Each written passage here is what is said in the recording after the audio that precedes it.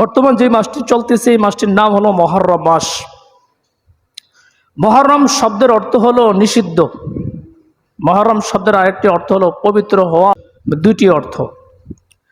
মুহররম শব্দের অর্থ নিষিদ্ধ, এটা এই কারণে যে এই মাস সহ আরও 4টি মাস জিলকজ, জিলহজ, মুহররম, রজব, এই 4টি মাসে নবী করিম সাল্লাল্লাহু আলাইহি সাল্লামের পূর্ব যুগ থেকে এই 4টি মাসে যুদ্ধ, খুন খারাপি, হানাহানি, মারামারি, কাটাকাটি এগুলো নিষিদ্ধ ছিল। পরবর্তীতে কাফেরদের পক্ষ থেকে যখন এই সমস্ত নিষেধাজ্ঞাকে তারা উপেক্ষা করে মারামারি, কাটাকাটি, ব্যভিচারে লিপ্ত হয়, তখন আল্লাহ তাআলা নির্দেশ করেন যে তারা যেমন তোমাদের সাথে যুদ্ধ বিগ্রহ করে তোমরা তাদের মোকাবিলা করবা, নিষেধাজ্ঞা তুলে নেওয়া হয়। আরেকটি অর্থ হচ্ছে মুহররম শব্দের অর্থ হলো পবিত্র হওয়া। এটা এই অর্থে যে পবিত্র কোরআনে আল্লাহ তাআলা এই মর্মে বলেন, সূরা তাওবার 36 নং আয়াতে আল্লাহ বলেন, ইন্না ইদ্দাতাশ শুহুরি ইনদাল্লাহি 12 শাহরান ফি কিতাবিল্লাহ ইয়াওমা খালাকাস সামাওয়াতি ওয়াল আরদা মিনহা আরবাতুন হুরুম যালিকা দ্বীনুল কাইয়্যিম ফালা তাজলিমু ফীহিন্না আনফুসাকুম ওয়া কাতিলুল মুশরিকিনা কাফাতান কামা ইউকাতিলুনাকুম কাফা ওয়া আলামু আন্নাল্লাহা মাআল মুত্তাকিন। আল্লাহ বলেন, ইন্না ইদ্দাতাশ শুহুরি ইনদাল্লাহি 12 শাহরান ফি কিতাবিল্লাহি ইয়াওমা খালাকাস সামাওয়াতি ওয়াল আরদা মিনহা। আকাশ এবং পৃথিবী সৃষ্টির দিন থেকেই আল্লাহ তাআলার বিধান অনুপাতে গণনাকৃত মাস হচ্ছে 12টি। আর বাতুন হুরুম, আল্লাহ বলে এর ভিতরে 4টি মাস হলো সম্মানিত মাস। সেই 4টি মাস কি?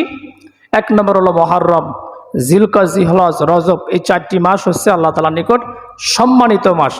তাহলে আমরা দুটি অর্থ পেলাম। মুহররম শব্দের একটি অর্থ হলো নিষিদ্ধ, আরেকটি অর্থ পেলাম মুহররম শব্দের অর্থ হলো পবিত্র।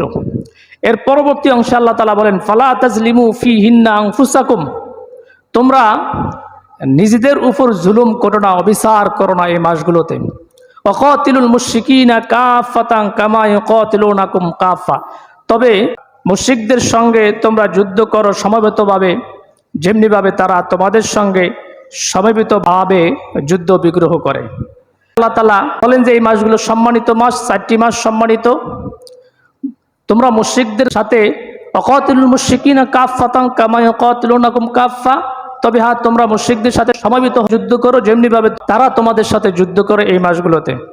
ওয়া আলামু আন্নাল্লাহা মাআল মুত্তাকিন, তবে মনে রাখো আল্লাহ তাআলা মুত্তাকিদের সঙ্গে আছে। তাহলে বোঝা যায় আল্লাহ তাআলার নিকট সম্মানিত 4টি মাসের একটি মাস হলো মুহররম মাস। এই মুহররম মাস আল্লাহ তাআলার মাস। আল্লাহ তাআলা বলে এটি হলো সম্মানিত মাস।